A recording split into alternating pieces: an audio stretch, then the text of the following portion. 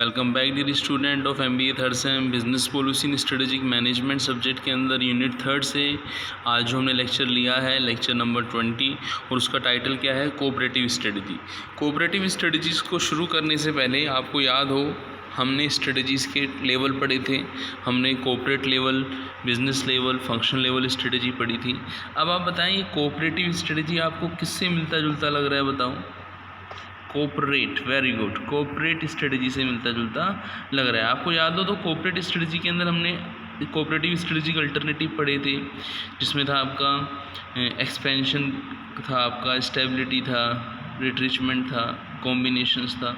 तो वहाँ पे आप ये देखिए जब हम एक्सपेंशन की बात करते थे तो कहीं ना कहीं हम कोऑपरेट की बात नहीं करते थे, हम एक्सपेंशन कर रहे हैं।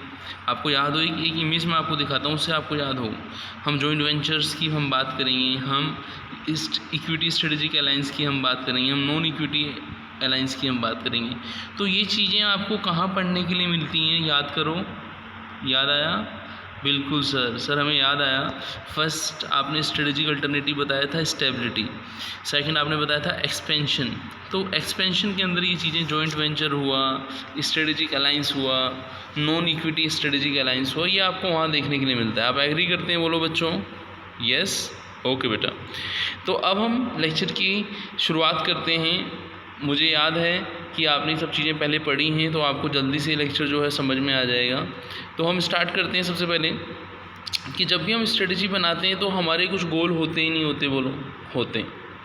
जब हम गोल्स की बात करते हैं तो वन या मोर फर्म्स के कॉमन गोल होते नहीं होते, बिल्कुल होते हैं। तो जब वन या मोर फर्म क्या करती हैं, इस तरीके की प्लानिंग करती हैं, इस तरीके के वो वर्क करती हैं। यहाँ पे ध्यान रखना, यहाँ पे कीवर्ड है जैसे प्लानिंग, कोऑपरेटिव स्ट्रेटजी का कीवर्ड क्या है, कॉमन ऑब्जेक्टिव तो हो ही गया। प्लानिंग स्ट्रेटजी भी होती है, टू या मोर फर्म्स भी होती हैं। तो जब प्लानिंग के अंदर टू या मोर फर्म्स हों, उनका ऑब्जेक्ट क्या हो, कॉमन जो ऑब्जेक्टिव है बिजनेस के उनको अचीव करना, तो ऐसी जो कंपनी अपनी स्ट्रेटजिक अल्टरनेटिव यूज़ में लेते हैं उसको हम क्या बोलते हैं बोलो, कोऑपरेट स्ट्रेटजी या एक्सपेंशन कोऑपरेटिव स्ट्रेटजी हम बोलते हैं। तो इसका पर्पस क्या होता है, देखो जब हम एक्सपेंशन की बात करते हैं तो आप मुझे बताओ एक्सपेंशन के अंदर हम इंक्रीज़ इन प्रॉफिट्स की बात करते थे नहीं करते थे, यस और नो? तो हमें increase their profit through cooperation with other company, ठीक है ना, दैट बीइंग कॉम्पिटिटर्स। अब समझिएगा, जैसे आपको याद हो एक वर्ड आता था सिनर्जी, जैसे हम बोलते हैं 1 और 1 11, बोलते हैं ना 1 और 1 11, 1 और 1 2। तो हम इसलिए बोलते हैं जब हम मिल के अपने कॉम्पिटिटर्स को कॉम्पिटिशन्स के अंदर हम देखते हैं कि हम उसको फेस करना चाहते हैं, कॉम्पिटिशन्स को, हम अपने प्रॉफिट्स को इंक्रीज़ करना चाहते हैं, तो कहीं ना कहीं हम कोऑपरेटिव स्ट्रेटजी यूज़ में ले रहे नहीं ले रहे। तो हमें ये समझ में आया कि सर जो कोऑपरेटिव स्ट्रेटजी है वो कंपनी को एडवांटेज दिलाती है अपने कॉम्पिटिटर से, कॉम्पिटिटिवनेस जो है, उसके रिसोर्सेज वगैरह जो हैं वहाँ रिसोर्सेज आपके मिल जाते हैं दो कंपनियों के, टू या मोर कंपनी के, और उससे पॉसिबिलिटी क्या रहती है कि जो कॉम्पिटिटिवनेस है वो, जो लैक ऑफ कॉम्पिटिटिवनेस है वो, हम उसकी पॉसिबिलिटी को क्या करें, लैक ऑफ कॉम्पिटिटिवनेस को दूर करके हम कॉम्पिटिटिव बने। तो ये सब चीज़ें आपको कोऑपरेटिव स्ट्रेटजी के अंदर मिलेंगी नहीं मिलेंगी बोलो। अब जब कोऑपरेटिव स्ट्रेटजी के अंदर आएंगे तो हमारा जो मार्केट होगा वो पहले से न्यू या वाइड होगा नहीं होगा, बिल्कुल। तो cooperative strategy offer access to new या wider market to the company, हमें ये बात समझ में आई।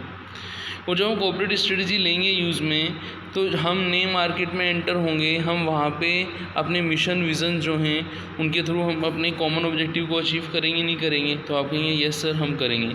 तो यदि आपसे खाली ये पूछा जाए कि कोऑपरेटिव स्ट्रेटजी क्या होती है तो आप उसको इतना समझा देंगे जो मैंने आपको 3 पैराग्राफ बताएं कि कोऑपरेटिव स्ट्रेटजी क्या होती है। अब हम देख रहे हैं कि कोऑपरेटिव स्ट्रेटजी जो हम यूज़ में ले रहे हैं उसके अंदर हम किन किन अल्टरनेटिव को, टाइप ऑफ स्ट्रेटजिक अलायंस को हम यूज़ में लेते हैं। तो यदि कोई आपको पूछे कि कोऑपरेटिव स्ट्रेटजी के अंदर जो स्ट्रेटजिक अलायंस है वो कैसे हेल्प करता है, तो मैंने आपको थोड़ी देर पहले बताया था कि कोऑपरेटिव स्ट्रेटजी के अंदर हम क्या करते हैं, हम कॉम्पिटिटिव एडवांटेज चाहते हैं, हम रिसोर्सेज से, अपने नॉलेज से हम कॉम्पिटिटिव एडवांटेज में जाना चाहते हैं। तो हमें वहाँ पे वन या मोर फर्म को उन कॉमन गोल्स के अचीवमेंट के लिए एक साथ आना होगा नहीं आना होगा, तो आप कहेंगे यस सर हमें एक साथ आना होगा। जब हम एक साथ आएंगे तो वो आपका जॉइंट वेंचर कहलाएगा नहीं कहलाएगा, बताओ बच्चों?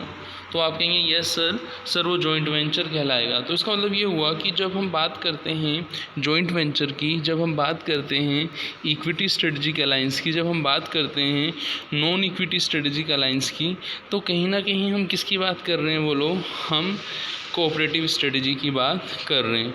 आपने आज तक जितने भी जॉइंट वेंचर के एग्जांपल, जितने भी स्ट्रेटजिक अलायंस के एग्जांपल, आपने इक्विटी स्ट्रेटजिक अलायंस, आपने नॉन इक्विटी स्ट्रेटजिक अलायंस, जितने भी आपने ये सब चीज़ें पढ़ी हैं, ये आपको बताओ कि आपको कोऑपरेटिव स्ट्रेटजी में हेल्प करेंगी नहीं करेंगी? बताओ बच्चों, करेंगी ना?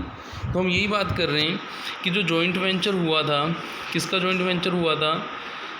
जैसे हम देखें तो फेसबुक स्काइप का 2011 में जॉइंट वेंचर हुआ था। तो वो एग्ज़ाम्पल किसका है? आपका कॉर्पोरेट स्ट्रेटजी का एग्ज़ाम्पल है। A joint venture is shared equity firm where in the participant commit the same quantity of resources. This means that this legally independent new company share and resources capability risk to achieve competitive advantage। तो ये आपका joint venture का example हुआ नहीं हुआ? तो हम ये देखें कि जब जॉइंट वेंचर हुआ था इस फेसबुक का स्काइप के साथ 2011 में, तो ये जो स्ट्रेटजिक अलायंस था, इससे फेसबुक को इकोनॉमिक बेनिफिट हुआ था। क्या हुआ था? इकोनॉमिक बेनिफिट हुआ था, क्योंकि जो सोशल नेटवर्क मार्केट था उसके अंदर जो आपका फेसबुक का टर्नओवर जो माना जाता है वो सबसे ज़्यादा माना जाता है। जो आपके अलग हम देखें सोशल वेबसाइट्स वगैरह जो हैं, वहाँ फेसबुक जो है उसका जो है टर्नओवर के अंदर काफ़ी इंक्रीज़ हुआ था, उसका सेल्स जो है रेवेन्यू जो था वो काफ़ी इंक्रीज़ हुआ था। फिर हम बात करेंगे इक्विटी स्ट्रेटजिक अलायंस। अब जब हम इक्विटी की बात करेंगे तो बच्चों आप बताओ कि हम ये बात करेंगे ना कि कंपनी के ओनरशिप के अंदर ओनर की जो पार्टनरशिप है, ओनरशिप में जो हिस्सेदारी है उसकी बात करेंगे बोलो। तो in this type of strategic alliance each company own a part of the venture that they create. It is important to mention that every part must be equal considered as a equity strategic alliance.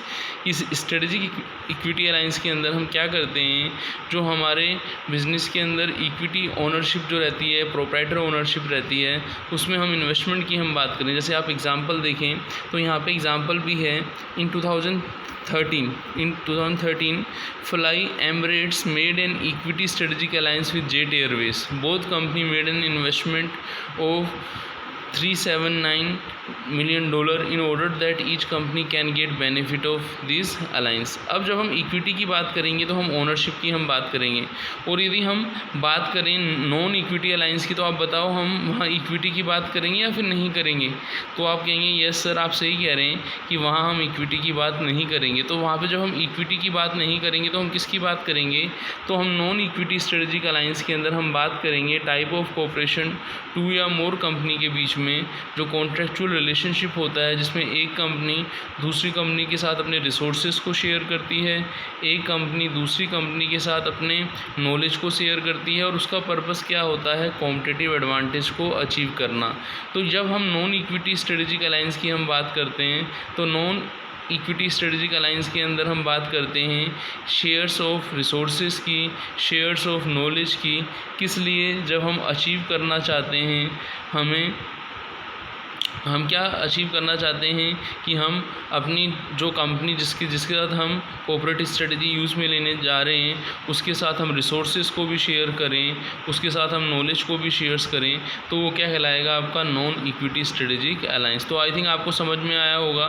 यदि हम बात करें 1989 की, तो जो non equity strategic alliance जो था in 1989 made a non-equity strategic alliance that did not work because of concept, because each company how much to contribute. In many cases this means the company would not take risk and it affects the alliance। की जब हम बात करते हैं non equity alliance के अंदर तो वहाँ हम इक्विटी की बात नहीं करते हैं, वहाँ हम इक्विटी में शेयर्स की बात नहीं करते हैं, जबकि जब हम स्ट्रेटजिक अलायंस के अंदर रहते थे तो हम इक्विटी में शेयर्स की बात करते थे। इक्विटी में क्या शेयर्स होगा, तो हमें नॉन इक्विटी और इक्विटी अलायंस हमें समझ में आया। इसका एग्जाम्पल भी हमने दोनों के देखे, हमें जॉइंट वेंचर भी समझ में आया, उसके एग्जाम्पल भी हमने देखे। और ये जो स्ट्रेटजिक अलायंस है ये हमें हेल्प करता है कोऑपरेटिव स्ट्रेटजी के अंदर। और कोऑपरेटिव स्ट्रेटजी बोलो कौन सी स्ट्रेटजी का पार्ट है, बोलो बच्चों कोऑपरेट लेवल स्ट्रेटजीज। आपको याद हो लूक एंड जोज ने स्ट्रेटजिक अल्टरनेटिव दिए थे, स्टेबिलिटी, एक्सपेंशन। तो कोऑपरेटिव स्ट्रेटजी जो है कोऑपरेटिव एक्सपेंशन की बात करता है, ठीक है ना। ऐसे ही हम नेक्स्ट लेक्चर में किसी नेक्स्ट स्ट्रेटजी को हम पढ़ेंगे, तो वहाँ मिलते हैं। थैंक्स।